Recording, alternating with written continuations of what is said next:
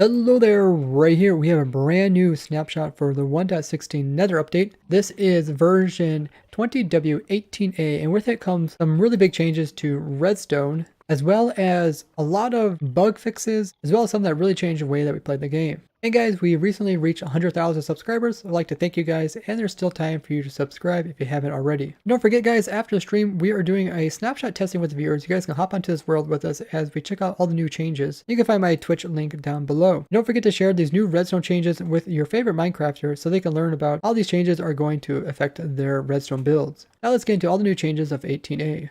We made some big changes to redstone and the redstone wire to be more precise, as well as the target block. The redstone itself is normally a dot, but now when we place it down, it will always be a cross. So this is just a easy way to tell new people that like the redstone was pointing into this block, it's pointing into this block as well as this block. And that is really good because if you want new people to understand redstone, you have to make it visually kind of explain what's going on. So if we go ahead and put some redstone dust in here, and let's go ahead and power this bottom piece, which shouldn't affect the turning of the redstone. You can see it powers exactly the same as before, where it powers all the stuff that's putting into it, and it also powers the one below it as well, but doesn't power the one above it. So it's working just the same, but it just looks different. The second change it made is to the target block. It can now conduct power, so it's like a solid block, just like sand. If you put power into either of these, you can get power out. So if I place dust like right here, gets power out of it, and if I put power here, I get power out as well. Now before it would not do that. It would redirect redstone, meaning that it would turn redstone into it, but it would not actually be a power source. So in the past you wouldn't be able to put like a lever onto this and power it and then get signal down here, but now you can. So it just made it more useful. Here you can see this power source is turning into the target block, which it can do, and it's also powering it. Since it's directly pointing into this block, it's powering it, which means it can power its neighbors. Now with the redstone dust changes, it also made it more consistent, so if it looks like it's pointing into something, it's actually going to power it. So in the past, you could do something like this, where make the redstone go up, and it's pointing this direction, and you could put like a gate here and open it up, or you put like a piston, and it would extend it. But if you would put a piston on this side, it would not extend. So the change it made is they kind of treat whatever the dust looks like on each block as its capability of powering. So since it's pointing in both this direction as well as this direction, it will power both blocks that are on both sides of it. Where before it was more thought of like, this is a redstone line, the redstone line continues, and only once it gets to the end of it can you place something. Also notice there is a hitbox on the side of this redstone here. You can actually break this bottom redstone block by clicking this. Oh, that's really cool. So it's kind of like vines, so that's really nice. And I guess it's also sort of like pointing upward, so maybe the upward pointing could also give it the ability to power the block that's above it. Very interesting. I wonder if there's a way to, there's probably a way to kind of remove this dust while still keeping this form, and maybe it would still power the piston.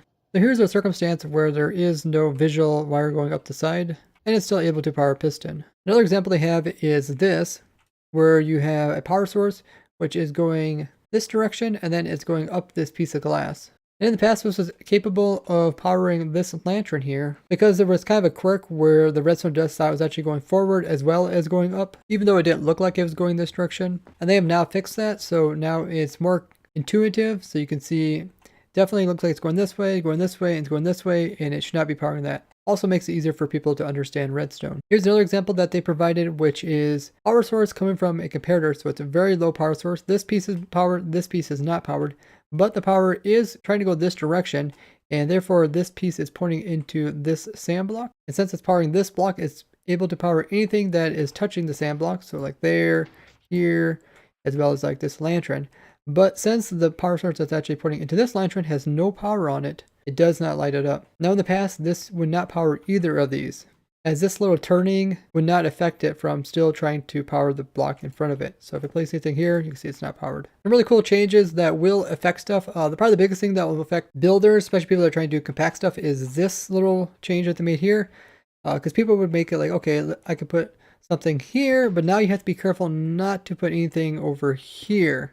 And it was actually possible to power this piston in the past, but what you'd have to do is do some kind of weird thing where you'd actually extend it one more, and only by extending it one more would it then decide to try to power this piston. So weird quirks like that, it's nice that they make it easier for people to understand redstone. Overall, this change is really good because if people are going to use Redstone, they have to understand it. And by making what you see do the same as what you'd expect consistently is a great way to get people into Redstone. I'd love to hear what you guys think about this change. They also did technical changes in this snapshot where they added enable status as an option in server properties, which if you set to false will suppress the replies to status request from clients. This makes the server appear offline in multiplayer screen. They also added control over how much entity data a server sends to the clients. So for the entity broadcasting, it is now possible to control at what range a server sends data about entities to the client. They added a entity broadcast range percentage of server properties in the server properties, controlling how close entities need to be before being sent to the client. Higher values means that entities are visible further away from the player but causes more network traffic. Specific percentage of default value, so for example 50 specifies half of the default range. This is really good because sometimes if you run really big contraptions, like when we ran our perimeter maker making a 2000 block long perimeter, we had so many TNT dupers going off that nobody's client could actually stay online. There was just too much stuff happening in the Minecraft world, and sending all that information to the player was clogging up the network traffic so much that wasn't able to send all the information, and over time it would just disconnect the player. By limiting how much information we send to the player, it's more likely to make it to the player, and therefore the player won't get kicked off or it won't have network lag. This is really amazing. It allows us to control how much the server sends. As before, any kind of like client you had would just have to take the whole blunt of everything that the server was sending you about Minecraft. Even if you ended up trying to change your settings to make it as low as possible, the server is still sending all that information, even if you're not using it. So we actually had to run our server on one of the members' computers, then have them run the perimeter maker just so they wouldn't get disconnected. They also did some advancement changes. They added player check to every trigger except for impossible, as well as entity checks in the triggers can now use loot table condition syntax. Overall, this allows them to do advancements that are more precise, to pay attention to the player actually triggering them. And watching some of Slice Lime's live streams where he's just been working on his personal advancement pack, he did run across a lot of these problems. So it's a good thing that they are fixing these problems so that new advancements can be added in the future. They also did a lot of bug fixes in this snapshot. They fixed a bug if you were above the world build limit. So this blue line is the limit. You're above it and you're trying to place a block on top of another block that is underneath of it, so there's room to place a block in there, and if you click you would not be able to place it in, but now you're able to, and you're also able to interact with it. Before it would just come up with this message here acting like you're trying to place above the world even though you had room to place it in. This means the trick to do with the respawn anchors with infinite explosions probably no longer works. Yeah, before it would create ghost explosions which would blow you away, but now it just blows up. Walker's initial spawning rotation was placed in the wrong location. If you would set a new biome using the buffet to the nether wasteland here in the overworld, beds would still blow up as if you're in the nether dimension. They fixed a bug to do with wolves when they get wet and they would shake, they would turn black for a little bit. Mobs that would pick up armor, and when they equip it wouldn't actually play the equip sound. Locating some biomes like the void was not working. They decreased the spawning rates of certain mobs in both the Soul Sand Valley as well as the Warped Forest. Warped Forest was producing too many endermen, so they decrease that. They also decrease the amount of gas which are being produced. This means we'll probably have to retest our gas farm to see what type of rates it provides. There was inconsistent strings being created by the new warped as well as crimson wall signs. When piglins were following the player, adult piglins were spinning around when they were trying to follow the player, and they fixed it. There was a null point exception occurring when campfires were being generated as a structure. Enchanted armor glittering is now once again able to show up. Let's check this shield to see if it glitters. I don't know, it still doesn't seem like shields have glittering on them. This says Curse of Vanishing on it. The lighting changes that they made in the nether dimension weren't being applied to stuff like tile entities like chests. And they weren't bright on all sides, but now even underneath they are bright. Now I showed a trick where you can actually get multiple vines by using fortune on them, and they changed this. The problem is, the way it worked, you only have a 1/3 chance of getting more vines, and even if you did this over long periods of time, you wouldn't actually get duplicates of it. So it looks like the way they changed it, instead of every vine you break, you have like a 1/3 chance of actually getting the block back, and then fortune would allow you to get higher chances of those occurring, which equaled out in the end. Now every time you break it by hand, you get nothing. And if you use Fortune 3, you can get like 100% chance of getting the item back. So in the end, it's probably pretty much the same. When they introduced new piglins, they made it so that they're unable to actually spawn on top of these wart blocks.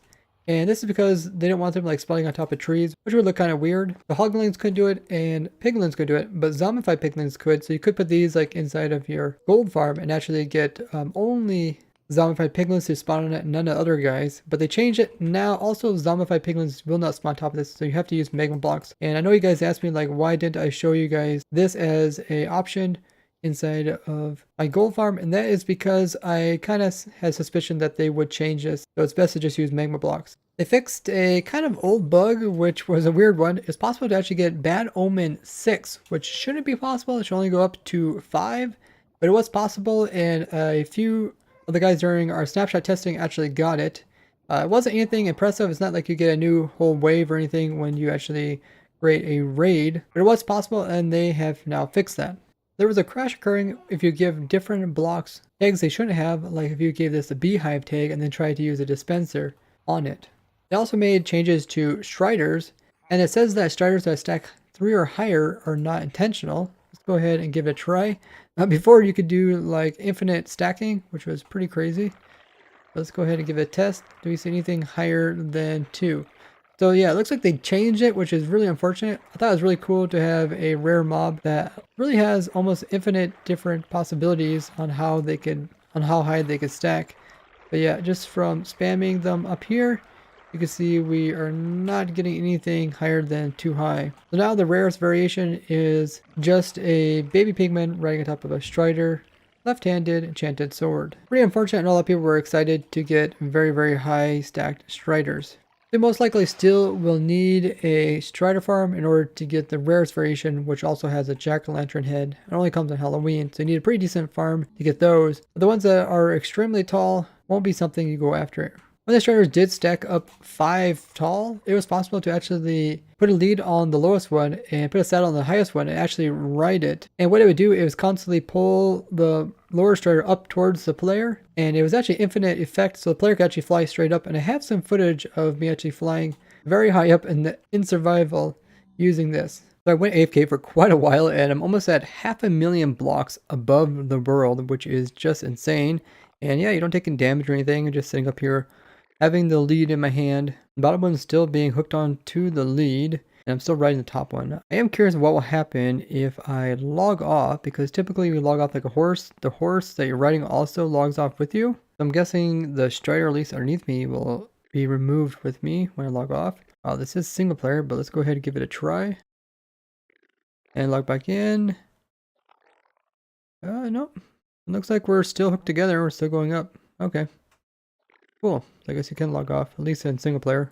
They also fixed a bug to do with striders. When they get inside of lava, they could kind of like go upwards, and then they get pushed out. They could actually just take off across the air while floating. If you would like push this guy out, you could just start walking across the air. They also fixed it so that striders that are stacked don't have that little gap in between them. You can see the little guy is actually sitting directly on top of the big guy, but they can still grow up. So if we give the little guy some food, he'll eventually become a big guy, and his hitbox should change. There you go. See, they can get big, and their hitbox gets moved up. So there's no weird little gap in between them anymore. They also change it so that if they're stacked together and one gets cold, they both get cold, instead of the top one not being cold. When levitation was being applied to these guys, they were actually not floating above the lava. They've changed it. They also fixed the problem to do with striders spawning with saddles, even though they didn't have any pigmen riding them. You can still get saddles from these guys, like a saddle farm, but only if there is a pigman actually riding them, which is a 1 in 30 chance. They fixed it so that the zombie on top of a strider no longer despawns. We get the data from this piglin here. It looks like he still has persistence required 0, I mean he could despawn. This was leaving striders with saddles with no pigmen on top of them. So let's actually teleport ourselves up really high. Then we'll go back down again. Yeah, he didn't despawn, so there's something that prevents him from despawning. There's a problem to do with piglins, hoglins, zoglins, as well as villagers looking at their target's feet instead of their head. You can see like when villagers like communicate with each other, they'd be like both looking at each other's feet. For baby zogling, the age status was actually not being kept track of in the NBT. I guess since these guys are undead, they also don't float, so they have to walk above the lava, but they do not burn, of course, the lava. This also means that maybe baby zoglings will no longer grow up into adults. Something we'll probably test during our snapshot stream. Compass on lodestones wouldn't work if they're way up at 255. Banner pattern is now called Snout, and if you put it into a loom and do make a banner out of it, now it's actually called White Banner and Magenta Snout. Before it was called Block Minecraft Banner Piglin, then Color. There's also a bug that you're able to actually make the globe pattern just by finding it in here and not using any pattern. In the new Delta biomes, the actual biome generation was preventing caves from cutting through appropriately. So now you should be able to see caves inside of it. They fixed a bug that baby piglins were actually picking up items that they're afraid of, which is like the soul campfire. Now if you happen to run out of charges from your respawn anchor, it will tell you that it has been depleted rather than just saying it has been obstructed. They now change it so that chain can be waterlogged. If you look at F3, you can also see it has a waterlog option. So currently it's false. And if I put water in there, it's currently true. That's really awesome. Now you can make like underwater chains. Piglins, as well as hoglins that spawned inside of a bastion, were able to outrun the player. They also fixed it so the bastions will now also be able to generate in super flat worlds. They fixed the problem to do with the text from chat was actually rendering behind the armor bar. There's a problem that rain was visually falling through pretty much any block in some circumstances. This is just a recent bug they fixed. They also fixed the problem to do with like hoglins or piglins spinning around. You also see this in other mobs as well. Hopefully they have a more straightforward AI. They also refixed the slider that they introduced in the last one, which is entity distance. This allows you to be able to see entities farther or closer. So let's go ahead and set it to 50 and we'll turn on hitboxes and we'll just move away until we can't see them. So I can't see them there. Now let's go ahead and crank it up to 500. Hey, you can see them. So with 500, yeah, you can still see them even when the fog is trying to hide them.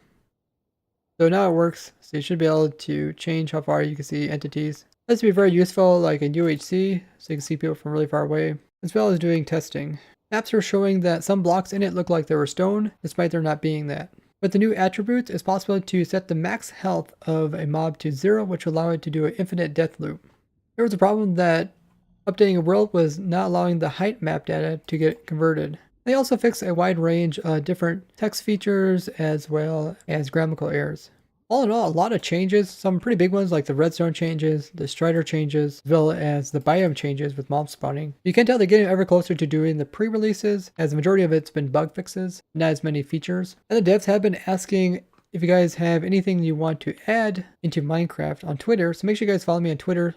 You guys can take part in replying to them. And don't forget guys, we are going to do our snapshot testing stream right after this video goes live. Make sure to go ahead and click on that link down below where I'll be live streaming and we'll be testing out the newest snapshot with the viewers. You can find all the information there on my stream. And as always, don't forget to share this video with other Minecrafters as well as leave a like. Thank you guys for watching and I'll see you guys next time. Bye bye!